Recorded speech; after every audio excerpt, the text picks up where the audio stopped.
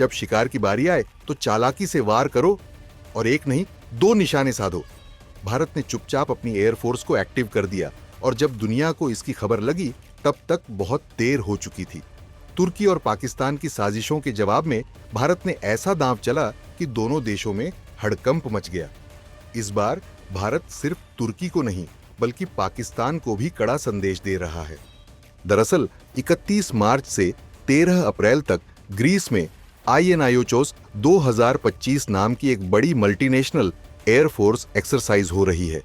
इसमें America, France, Israel, Italy, UAE, Qatar और कई अन्य देशों की एयरफोर्स हिस्सा ले रही है और इस बार भारत को भी इसमें आधिकारिक तौर पर इनवाइट किया गया है।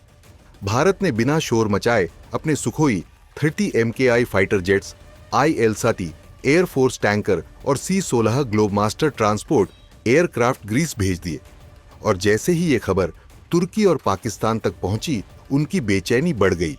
दरअसल तुर्की लगातार भारत के खिलाफ षड्यंत्र रचता रहा है। उसने कश्मीर मुद्दे पर पाकिस्तान का साथ दिया, UN में भारत के खिलाफ बयान दिए और आतंकवादियों को समर्थन दिया। लेकिन अब तुर्की की हालत खुद खराब है। तुर्की के राष्ट्रपति रजब तैयब अर्दोगन के खिलाफ जबरदस्त विरोध प्रदर्शन हो रहे हैं। लाखों लोग सड़कों पर उतर आए हैं और अर्दोगन से इस्तीफे की मांग कर रहे हैं। अर्थव्यवस्था डूब रही है, महंगाई चरम पर है और जनता का गुस्सा फूट रहा है। ऐसे समय में भारत ने ग्रीस के साथ अपनी साझेदारी को मजबूत कर तुर्की को एक कड़ा संदेश दिया है। ग्रीस और तुर्की के बीच समुद्री सीमा और छोटे द्वीपों को लेकर जबरदस्त तनाव है। भारत अब ग्रीस के साथ मिलकर तुर्की को कूटनीतिक और सामरिक स्तर पर घेर रहा है। इस एक्सरसाइज में भारत के सुखोई 30 MKI जेट्स का मुकाबला अमेरिका, ग्रीस और पोलैंड के F-16 जेट्स से होगा। अब यह पाकिस्तान के लिए चिंता की सबसे बड़ी बात है, क्योंकि पाकिस्तान की एयरफोर्स की रीड F-16 फाइटर जेट्स हैं।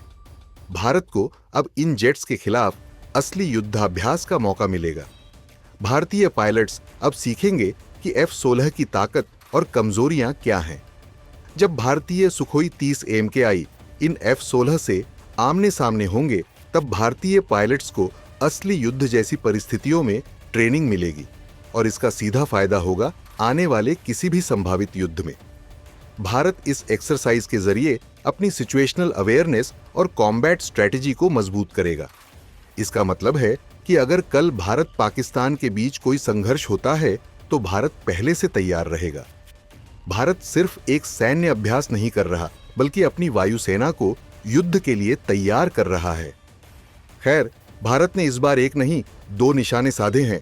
तुर्की को उसकी नीतियों का जवाब दिया, पाकिस्तान को F-16 के खिलाफ मुकाबले की तैयारी का संकेत दिया और आने वाले समय में भारत की यही रणनीति हमारे दुश्मनों को लगातार घेरती रहेगी। आपका क्या कहना है? क्या भारत की ये रणनीति तुर्की और पाकिस्तान के खिलाफ मास्टर स्ट्रोक साबित होगी? हां या ना में कमेंट करके जरूर बताएं।